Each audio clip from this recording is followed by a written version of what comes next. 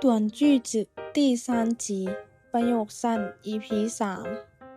你也太小看我了太แปลว่าเกินไป小看ดูถูก你也太小看我了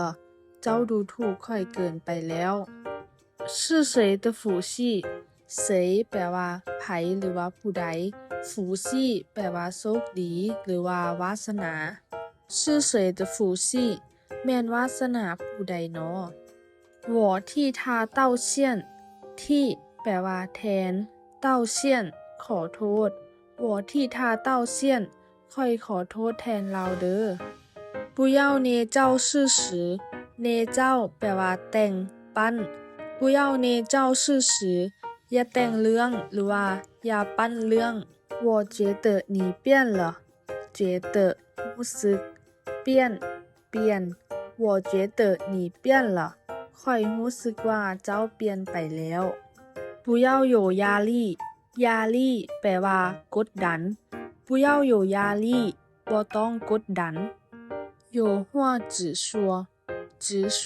แปลว่าเว้าตรงๆ有话直说มีหยังก็เว้ามาตรงๆ不要太入戏了入戏แปลว่าอิน不要太入戏了อย่าอินเกิน想得美想得美อย่าในฝัน你在发什么呆呢发呆แปลว่ามึง什么แปลว่าหยัง你在发什么呆呢เจ้าเมอหยังอยู่请继续编请แปลว่าเชิญ继续ต่อไปเปลี่ยนแปลว่าแถ请继续编เชิญแถต่อไป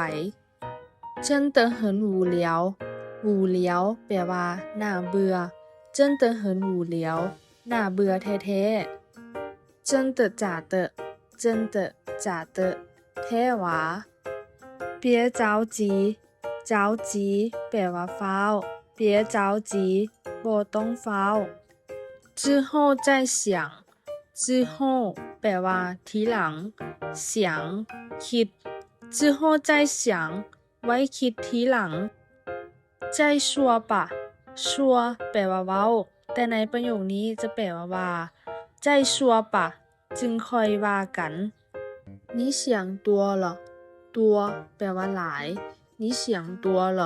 เจ้าคิดหลายละ别多想别多想อย่าคิดหลาย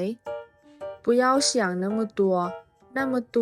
ในประโยคนี้จะแปลว่าหลายปานนั้น不要想那么多บ่ต้องคิดหลายปานนั้นสุดท้ายนี้ฝากกดไลค์กด Subscribe กดกระดิ่งแจ้งเตือนเพื่อจะได้บ่พลาดคลิปต่อไปกันเด้อ